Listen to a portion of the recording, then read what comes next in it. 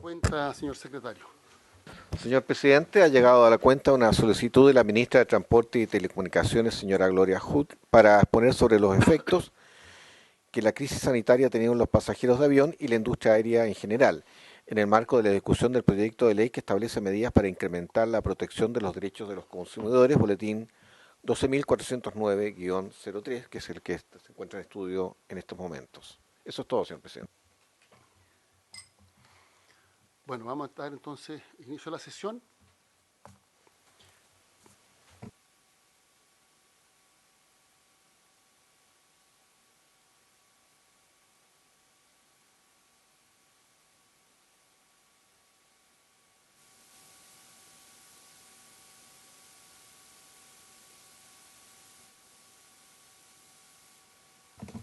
Esta sesión ha sido convocada para continuar con el estudio del proyecto de ley en segundo trámite constitucional que establece medidas para incentivar la protección de los derechos de los consumidores con urgencia calificada de suma, boletín número 12.409-03.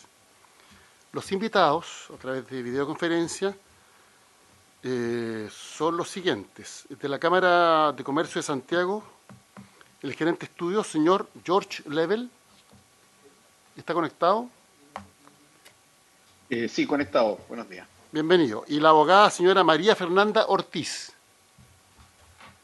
¿Ella está conectada? Conectada. Muy buenos días, presidente. Muy buenos días. Y está, no sé si se conectó Jimena Contreras. Sí, ahí la veo.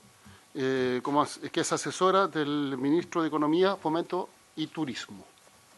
Entonces vamos a dar inicio a la presentación de los representantes de la Cámara de Comercio de Santiago. Tienen la palabra. Muchas gracias, señor presidente. Agradecemos desde la Cámara la buena disposición a escuchar nuestro argumento.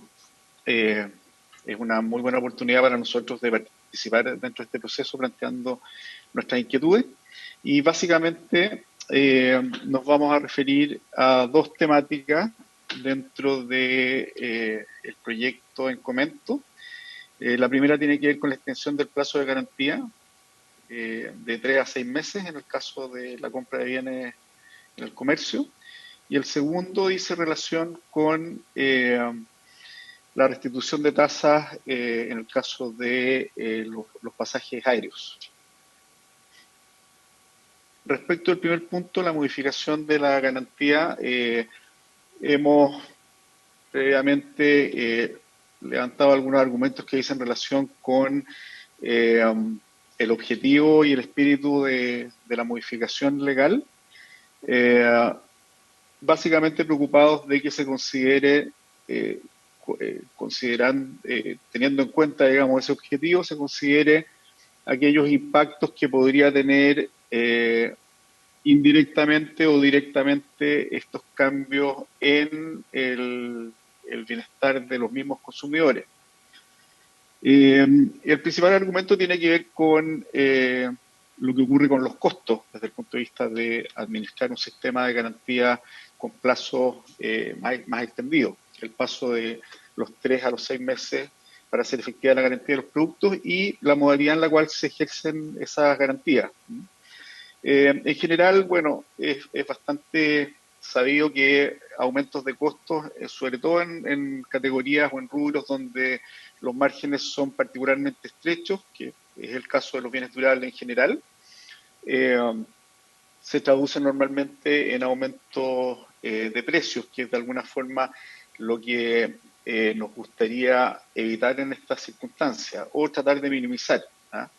Esos aumentos de precio tienen que ver, por supuesto, con la necesidad de generar una mayor cobertura, considerando que en la medida que aumentan los plazos, la probabilidad de falla desde el primer día hasta el día donde corre la garantía, evidentemente que aumenta.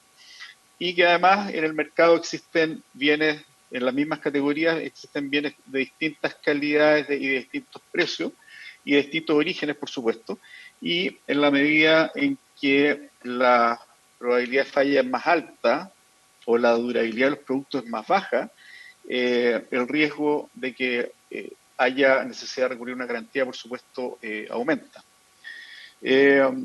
básicamente, nuestro interés es levantar el punto en términos de tener en consideración esos efectos y un efecto que viene de la mano de lo mismo que acabo de decir, ocurre en el mercado en la medida en que, debido a que resulta más caro ahora mantener garantizado por un periodo más largo aquellos bienes de costo más bajo y que por lo tanto y que son los que tienen probabilidad de falla más alta también, se produce una reasignación en el mercado que tiende a disminuir la oferta en esas categorías, dado que ahora unitariamente le resulta más caro porcentualmente al proveedor comercializarlo, y se privilegia, lo que puede tener un efecto indirecto positivo, se privilegia la comercialización de bienes de mayor calidad, de mayor duración, pero que a su vez tienen precios más altos.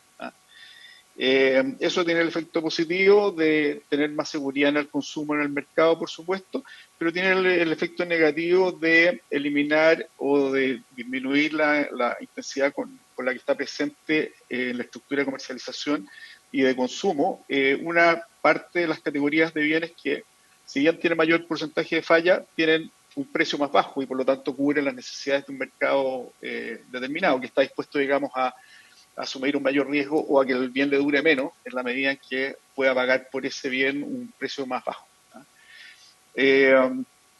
Considerando esos efectos que nos parece que es bueno tener presentes al momento de legislar en la materia y entendiendo que la ampliación del plazo es algo deseado en general, tanto por consumidores como por los mismos oferentes en términos de poder proporcionar mayores seguridades en el consumo, nuestra solicitud es considerar dentro de la situación en la que estamos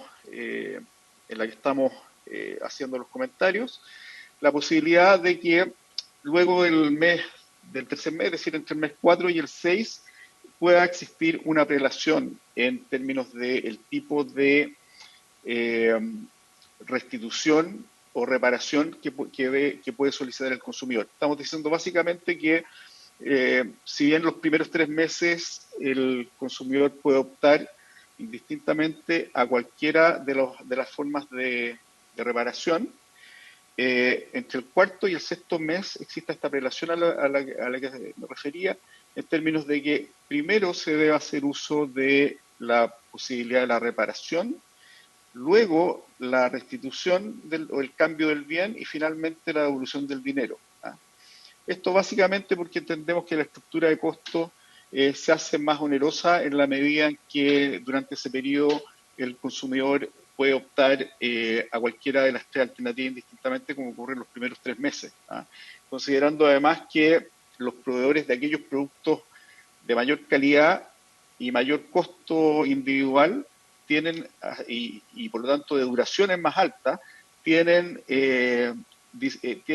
estas inversiones importantes en una capacidad de reparación de los productos que sea capaz además de responder en términos rápidos, en días promedio. Si se opta por una opción como esta, que además en la legislación comparada es muy frecuente, el costo final de incurrir en estas garantías durante esos 3 meses adicionales a los existentes ahora, se reduce y por lo tanto el eventual costo que se podría traspasar a los precios finales también se reduce. Nos referimos a un estudio que realizó hace unos años atrás Eric Hendel, en el cual él realiza un cálculo en términos de, dependiendo de la duración de los bienes bajo garantía y de la tasa de falla, cuál puede ser el costo incremental para la operación en general y por lo tanto para los precios finales. En ese estudio se concluye que estaba aplicado para un escenario en el que aumentaba 12 meses la garantía, pero llega a conclusiones como que en aquellos productos con tasa de falla más baja, es decir, por ejemplo, del 2% y con duraciones esperadas de 12 años, el cambio en el plazo de garantía incrementaría su costo en alrededor de un 5,7%. En el caso de bienes con fallas más altas y con duraciones más bajas, es decir, fallas del 5% y duraciones esperadas de 5 años, el aumento de los costos alcanza casi al 13%. Es decir, eso básicamente lo referimos como un antecedente que permite hacerse una impresión. Nosotros podemos disponer ese estudio de Erich Händel y de hecho le hemos hecho la consulta de si es posible actualizarlo en términos de la forma que tiene el actual proyecto. Simplemente lo utilizamos como una referencia para tener un orden de magnitud en términos de cuáles son eh, los riesgos, digamos, en términos de aumentos de costo. Eso básicamente en relación al primer punto. Eh, Queremos mencionar además que, a modo de conclusión, que hay un factor evidentemente de eficiencia económica en términos de la forma en que operan los mercados. Nos parece que aumentar las posibilidades de competencia es importante. Cuando yo me refería a que va a existir un reequilibrio del mercado hacia bienes de mayor duración, menor tasa de falla y de mayor costo, eso va a perjudicar también una parte del mercado de comercialización, que es básicamente aquel mercado que opera sobre productos que tienen menor costo, que se comercializan de hecho en otros canales de distribución, lo que probablemente, claro, puede incentivar en la medida en que tiendan a ser más costoso comercializar formalmente ese tipo de bienes. Por supuesto que puede incentivar además que sigan siendo comercializados a través de importaciones directas, por ejemplo, en mercados menos formales, lo que constituye evidentemente un riesgo para la seguridad del consumo y de los hogares. Y finalmente, bueno, cuando hablamos de prelación, aparece también un factor que tiene que ver con la economía circular. Es decir, si la primera opción elegida por el consumidor es siempre el cambio del producto, ese producto que es devuelto tiene que ser destruido.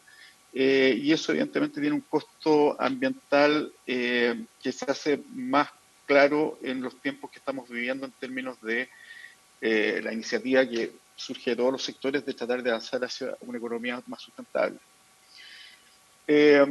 Respecto de la modificación al artículo 133C en lo relativo a la restitución de tasas en los pasajes aéreos, básicamente ahí nuestro argumento es bastante breve. Nuestra sugerencia o nuestra postura, digamos, es la de rechazar esta modificación en la medida en que le impone a los operadores aéreos, particularmente a las aerolíneas, pero también a los operadores intermedios, les impone un costo de recaudación de impuestos, es decir, aumenta el costo de recaudación de impuestos que hacen a cuenta del Estado, ¿cierto? Que es básicamente la tasa de embarque.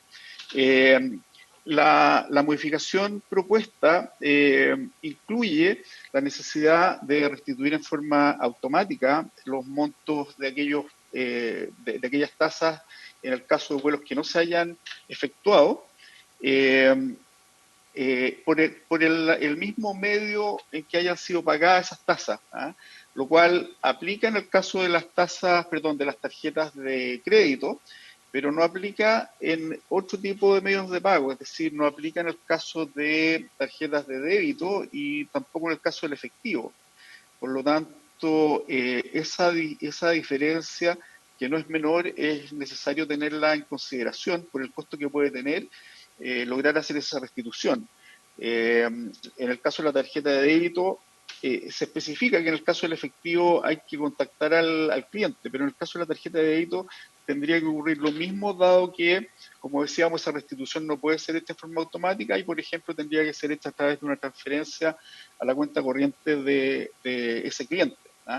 El problema que subyace detrás de todo esto es que cualquiera de las opciones que comentamos, y particularmente cuando se requiere obligatoriamente contactar al cliente, implica desarrollar capacidades que hoy día las empresas en general no tienen desplegadas en términos de realizar esa contactabilidad, y además la restitución de los montos en algunos casos tiene costos objetivos. Por ejemplo, si se utiliza una tarjeta de crédito internacional, y se devuelve el costo a través de esa tarjeta de crédito internacional, los bancos involucrados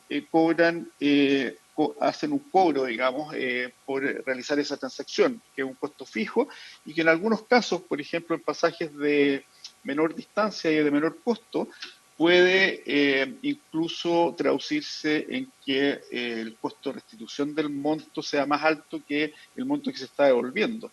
Y evidentemente eso tiene un costo en términos de eficiencia económica. Además, por el hecho de actuar como un agente retenedor de estos impuestos, la aerolínea o el operador del que estemos hablando, se le está cargando de esta forma un costo adicional a su gestión como retenedor, eh, por la cual evidentemente no puede cobrar, pero que le impone un costo objetivo que finalmente, bueno, cuando se genera un costo adicional a la operación misma, eso evidentemente que puede tener una contrapartida en términos de precios también. ¿Ah? Básicamente nuestra solicitud es evitar generar un costo adicional en esta función eh, retenedora que cumplen los operadores aéreos, ya sea por la vía de que el retenedor sea directamente el beneficiario del impuesto o por evitar la obligatoriedad de hacerlo en forma automática. ¿Ah? Hoy día vale mencionar que los interesados al realizar la solicitud de restitución la obtienen sin ningún problema, aun cuando eso genere costos adicionales para realizar esa retención por parte de los operadores. ¿No? Básicamente esa es nuestra inquietud. Eh, Nos parece que esta función retenedora es razonable en la medida en que no involucre costos extraordinarios y que no involucre además un aumento de los costos dentro del proceso, sino que todo lo contrario, que cada vez sea más, que cada vez, digamos, el mecanismo de devolución sea más eficiente en términos tecnológicos, operacionales, eh, que el cliente afectado tenga todas las facilidades, por ejemplo, para realizar un contacto rápido y una solicitud rápida, pero tratando de evitar generar costos adicionales a ese proceso. Eso es cuanto tenemos que comentar, señor presidente. Muchas gracias. No sé si alguno de los senadores tiene alguna pregunta. En todo caso, la presentación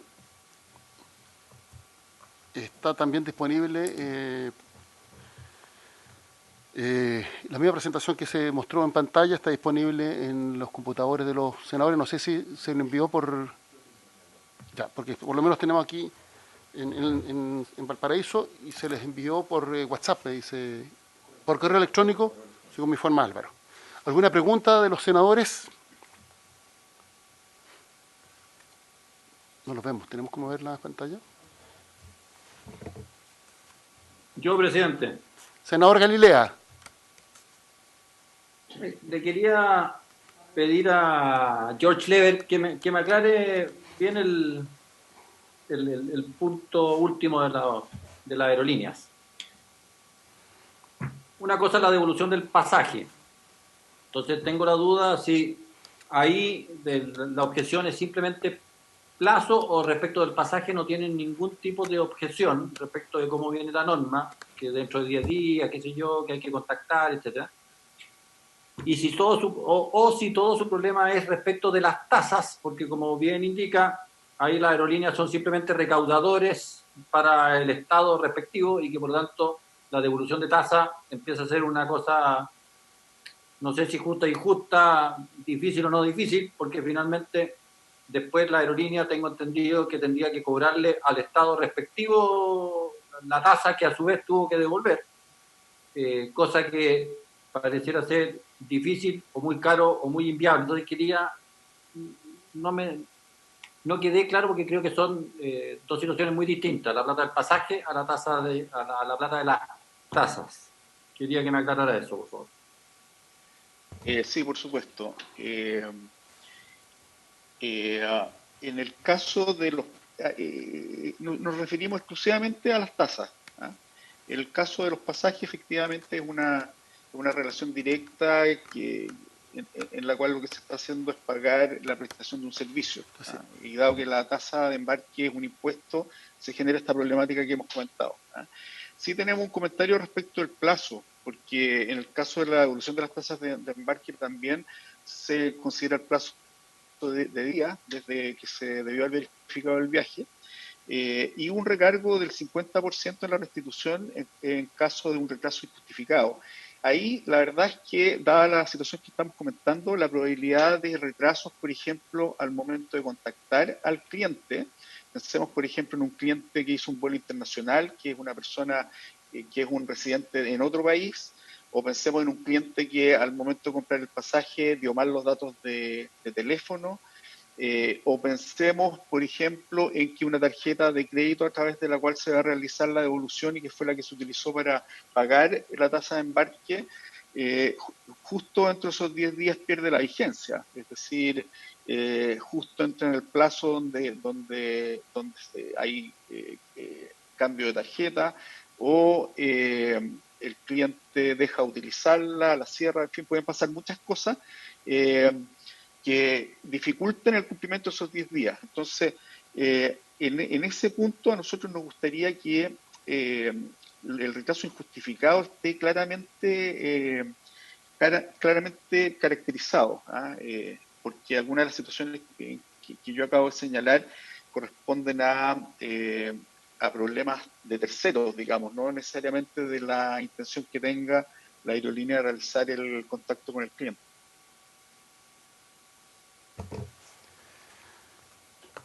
no Ya, sé pero si... entonces su problema es únicamente respecto de las tasas, y más que de las tasas es un tema de plazo o de justicia o injusticia de devolver la tasa y de si la multa es inapropiada o no inapropiada, para ser bien concreto, por favor. Sí, nuestra postura es respecto de la devolución de la tasa de embarque y respecto, el plazo en realidad es en caso de que no se modifique la actual forma en que está la indicación. ¿Ah? Pero nuestra postura inicial es que eso se modifique en términos de que el costo de realizar el contacto con el cliente eh, puede llegar a ser demasiado alto. Esa es básicamente nuestra principal preocupación. ¿Ah? Es decir, eh, en algunos casos, nuestra postura es que se mantenga el actual sistema a través del cual el cliente solicita la devolución. Eso reduce inmediatamente a cero el costo de parte del retenedor de tener que contactar al cliente. ¿Ah? Básicamente esa es la situación que es la que está vigente, digamos, y la que nos parece que es la más indicada. Ya, o sea, ustedes quieren, bueno, mantener vigente, o sea, invertir el peso del cobro. Si el cliente quiere la plata, que se contacte. Y desde que se Exactamente, contacte, tiene 10 días la aerolínea para pagar esa plata. Punto. correcto. Y facilitarle al cliente, si es necesario, digamos, los medios para que pueda contactarse. Sobre este punto, la ministra de Transporte pidió ser escuchada, así que vamos a citar una nueva sesión, después nos vamos a coordinar para escuchar la postura del Ejecutivo. El senador Arboe había pedido la palabra.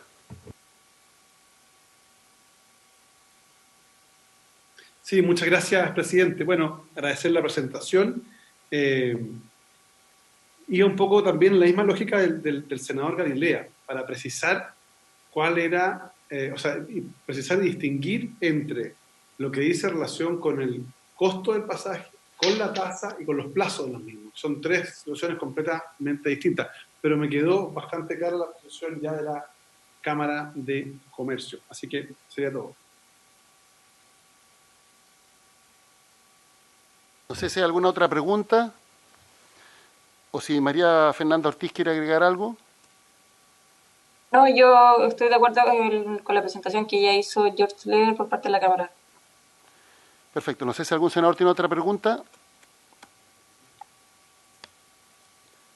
Jimena Contreras, del Ejecutivo. Senador Arboe.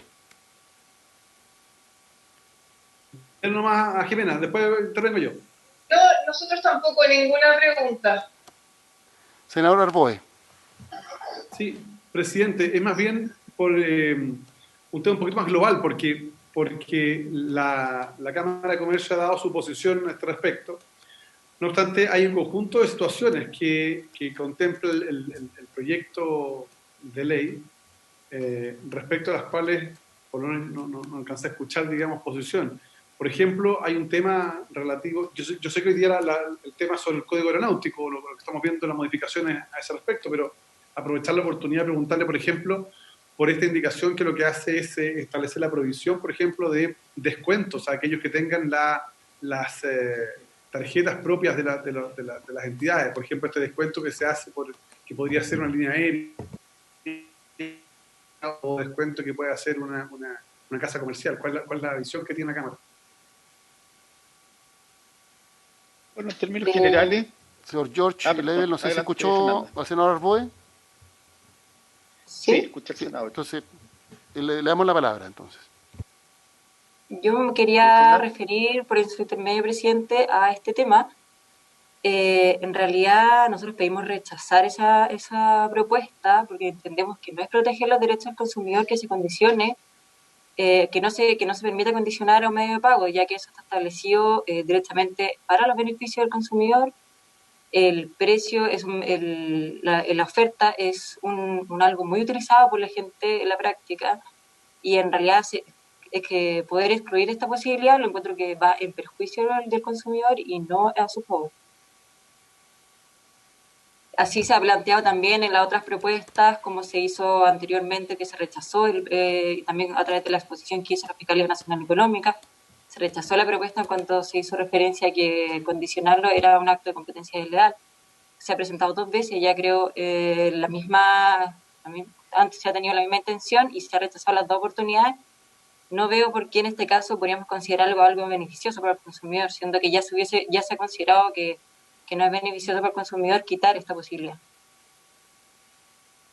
Sí, sobre este punto ha solicitado ser escuchado el diputado Bianchi, que es el autor de la indicación que se aprobó en sala. Entonces vamos a escucharlo y ahí vamos a resolver. Y fue un punto que ya abordamos en la sesión pasada, en donde los 2 expositores que participaron más bien se manifestaron contrarios a esta indicación. Pero una vez que escuchemos al diputado Bianchi, que pidió especialmente ser escuchado él con uno de sus asesores, vamos a resolver a la comisión. No sé si hay otra pregunta. ¿O el señor Level quiere agregar algo? No, señor presidente, está representada nuestra opinión en el comentario de nuestra abogada. ¿Es Lever o Level? ¿Ah? Usted es Lever, ¿cierto? Con R final. Sí. Ya, sí. Lo que pasa es que aquí en el computador aparece con L. Sí, lo vi. Así que está mal, Lever. Por eso me llamaba la atención. Ya. No sé si hay otro comentario. Es un problema de volumen, finalmente, presidente. Es como quiera escribir el apellido. Sí, de nivel, dicen acá. ¿Ah? Ya. Era una broma lingüística, perdón. No. Sí. Yo iba a echar otra broma, pero se lo voy a decir después personalmente, senador Galera. Porque usted sabe. Bueno, no sé si estamos en condiciones de empezar ya a ver el proyecto en particular, al menos sobre los puntos sobre las materias que no son controversiales. Y de todas maneras vamos a citar una sesión esta semana, porque la idea era tener dos sesiones esta semana. Tradicionalmente la hacemos los días jueves, pero la senadora Rincón dice que tiene comisión y nos planteó la posibilidad de que tengamos la sesión el día viernes. ¿El senador Arboe está de acuerdo? ¿Senador Durana? ¿A qué hora sería el viernes? ¿Usted a qué hora puede participar? Yo creo que el ideal podría ser de 9:30 a 11. Ya, entonces, senador Galilea, ¿podríamos tener sesión de 9:30 a 11? Tenía un programa televisivo a esa hora, este viernes. Si es posible un poquito más tarde, mejor. ¿Qué es un poquito más tarde? Déjame. Porque la semana pasada cooperé yo, así que va a comer usted. Sí, es verdad. Muy bien. Espérate, yo tengo a las 9:45, pero una cosa cortita, de unos 15 minutos. O sea, puede partir y yo me sumo como a las 10, ningún problema.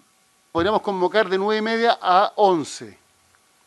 Y escuchamos a la ministra de Transporte y al diputado Bianchi y su equipo. Y después ya entraríamos a ver el articulado y a entrar a votar. Muy bien.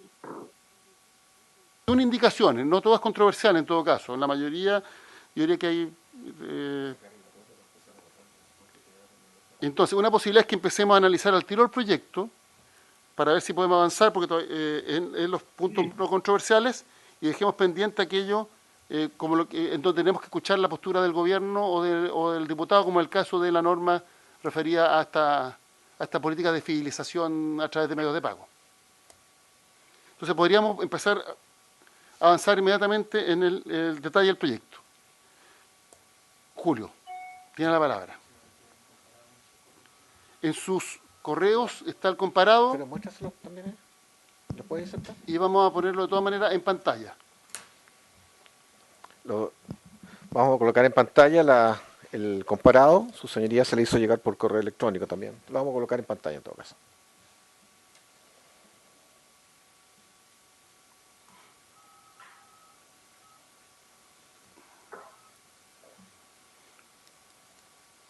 La primera indicación es de Su Excelencia el Presidente de la República para agregar un numeral nuevo del siguiente tenor. Agrégase el siguiente artículo segundo ter nuevo. Artículo 2 ter. Las normas contenidas en esta ley se interpretarán de acuerdo a las reglas contenidas en el párrafo cuarto del título preliminar del Código Civil. Para estos efectos, además, se considerará la finalidad de protección a los consumidores de la presente ley. No sé si Jimena puede dar su fundamentación para esta indicación del Ejecutivo. Dígame. Jimena Presidente, Contreras, por ¿sí? su intermedio. Sí, ¿me escuchan? La ¿Me escuchamos escuchan? a la perfección. Perfecto. Bueno, esta indicación tiene por objetivo dejar plasmado en el texto legal cuál es el criterio de interpretación que tienen estas normas, y por eso se señala que la finalidad de protección de los consumidores en definitiva tiene que ser el espíritu en el cual se interprete cualquier normativa de la ley 19.496, que no estaba expresamente señalado. Es una norma aclaratoria, más bien. Le puedo hacer una pregunta, Jimena, pero ¿qué es lo que ha ocurrido en la interpretación de la norma por los tribunales que sea necesaria esta aclaración? Porque estamos La verdad es que siempre es bueno... hablando de normas de aplicación general, de interpretación de las leyes. Sí, presidente, efectivamente es una norma más bien aclaratoria, porque efectivamente los consumidores siempre se encuentran enfrentados a tener que ir probando cuál es la necesidad de establecer ciertas cláusulas. Y además, no sé si ustedes recuerdan cuando se presentó el proyecto del senador Alamán, donde se hicieron una serie de recomendaciones que eran requeridas por los mismos consumidores, y esta era una de ellas. Entonces nosotros rescatamos esa iniciativa en esta indicación.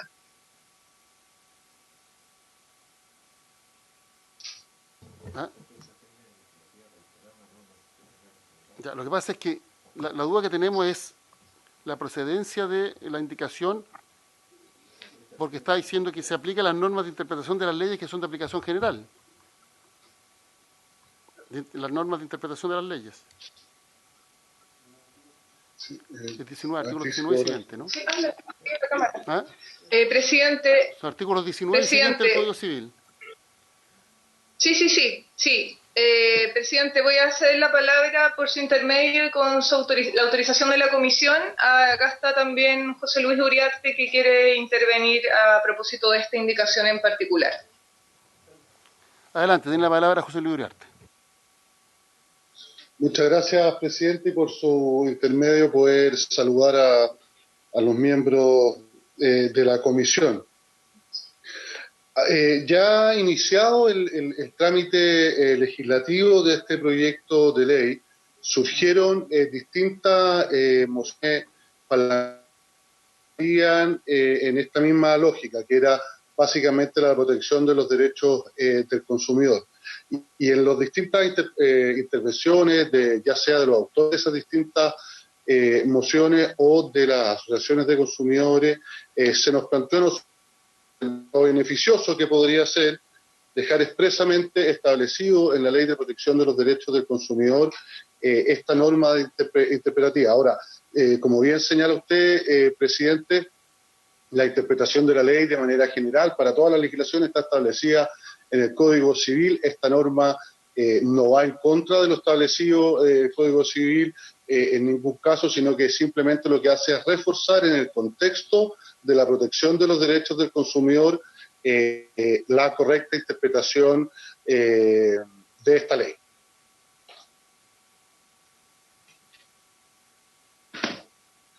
¿Presidente? Senador Arboe. Sí, a ver, a mí me hace un poquito de ruido esto porque nosotros en la ley 21.081, en el artículo 58, incorporamos dentro de las funciones del CERNAC la de interpretar administrativamente las normas sobre protección de los derechos de los consumidores. Creo que aquí se requeriría una opinión del director del CERNAC, porque lo que no quiero es que podamos establecer reglas de interpretación sin la opinión expresa de la autoridad encargada a quien este mismo Congreso Nacional le otorgó la potestad interpretativa.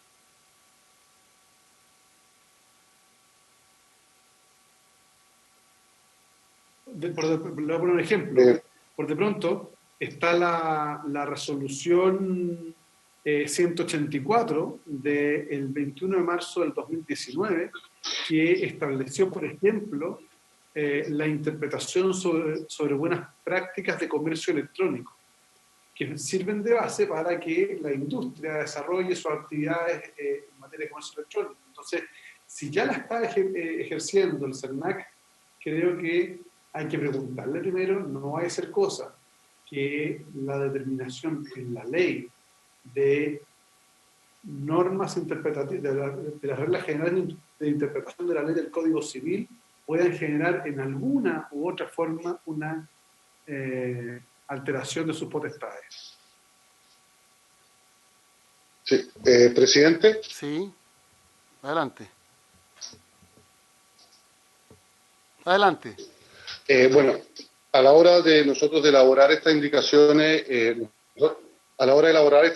nosotros la trabajamos con el director del CERNAC, pero me parece del todo razonable que pudiéramos escucharlo. Nosotros podemos pedirle incluso para adelantar trabajo que esté presente en la próxima sesión o que nos mandara su opinión por escrito, toda vez que nosotros trabajamos esta y las demás indicaciones del Ejecutivo con el director del CERNAC. Por lo tanto, me parece todo razonable si es que hay ahí una inquietud que podemos aclararla con él derechamente. Entonces, senador Arboe, lo que deberíamos es invitar a la sesión del día viernes al director del CERNAC para que participe, junto con los representantes del Ministerio de Economía. No estoy viendo yo las imágenes. ¿Puede poner las imágenes, por favor? Sí, no estamos viendo quiénes están participando en la sesión. Perdón. Senador Arboe. Sí. Sí, adelante. ¿Presidente? Sí, yo creo que efectivamente en la interpretación que hace el director del CERNAC en el ejercicio de su facultad interpretativa, debe respetar la interpretación, las normas de interpretación que está del Código Civil. Pero lo que no quiero es que por no participar de manera expresa en la discusión podamos al final del día ser sindicados como que cometimos un error a ese respecto y que establecieron favor. Ya, entonces acordaríamos invitar al director del CERNAC para el día viernes, junto a los representantes del Ministerio de Economía. ¿Habría acuerdo? Senadores Durana y Galilea.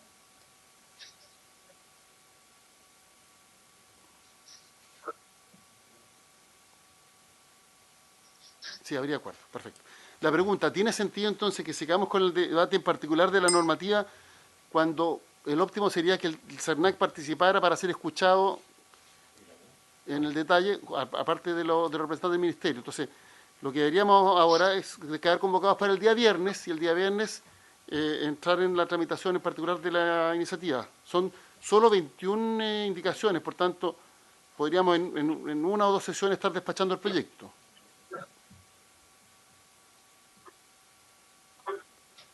¿Habría acuerdo entonces de continuar el día viernes con el director del CERNAC? No, presidente. Sí.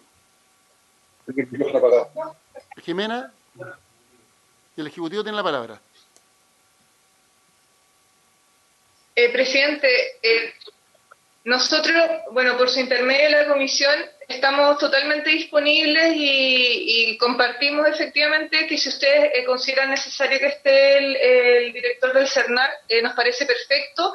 Y además es bueno porque así se puede escuchar a la ministra Hood antes y así podemos discutir todas las indicaciones de una vez, ya habiendo expuesto todos los interesados. Ya, entonces propongo lo siguiente. Ya escuchamos las distintas posturas en la serie de sesiones que hubo tanto en enero como ahora. Nos faltaba la Cámara de Comercio de Santiago, que ya expuso su punto de vista. Entonces quedaríamos convocados para el día viernes a las 9:30 para escuchar a la ministra del Trabajo, ministra de Transporte, para escuchar a el diputado Bianchi y continuar con la tramitación en particular con el director del CERNAC presente para que el CERNAC dé a conocer su punto de vista respecto a las distintas indicaciones. ¿Habría acuerdo? 9:30 a 11. Muy bien, habiéndose cumplido el objeto de la sesión se levanta.